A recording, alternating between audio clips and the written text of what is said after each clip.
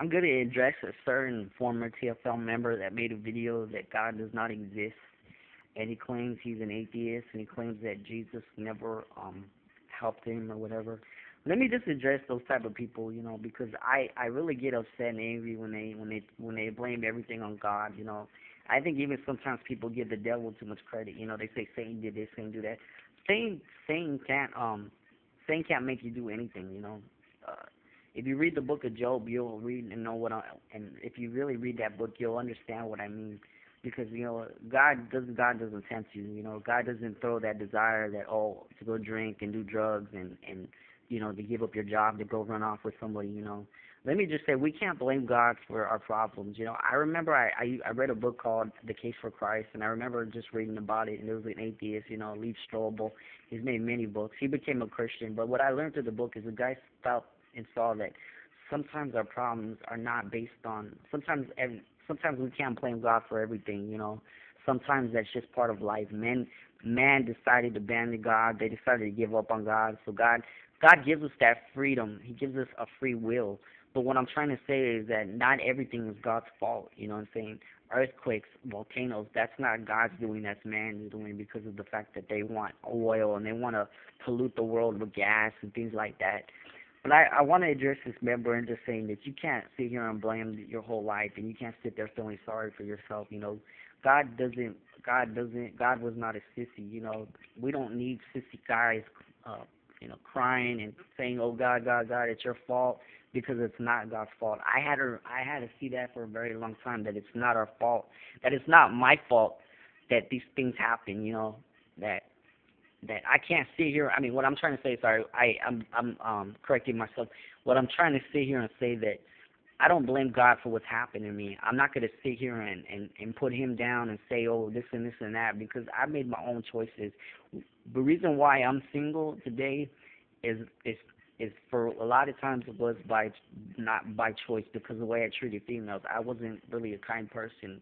But as far as when it comes to now, I felt like I was forced to be alone. I felt like I wasn't given a chance or an opportunity because people want to go based on your past. I know a lot of people tell people certain things about me, especially on Facebook, because they all view me as a psychopath, or I need help, or this TFL movement has changed me, or me being in this movement is going to turn me back, and blah blah blah. I've heard it all, and I don't let that get to me, because I'm going to do what I got to do. It's like me being a Christian. People are going to tell me, Angel, you can't be a Christian because you're judging me because I live this life. Well, you know what? It's in the Word of God. The Word of God says it's not right for a man to be with a man, or for for you to go indulge in sexual activity. I'm sorry. It's not. It's what the Word of God says. You can read it in Colossians or the Book of Corinthians. It will tell you straight up about it.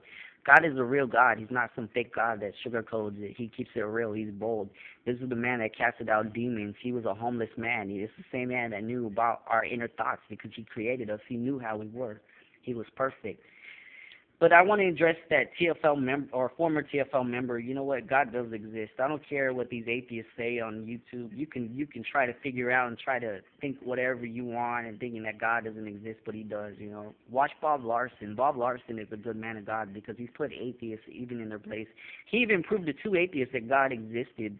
You can't sit here and blame God. You can do all theories, you can do all the research, and you can do all these books, and you can do this and do that. But God, no matter what, God's still gonna exist. His plan is still gonna keep going.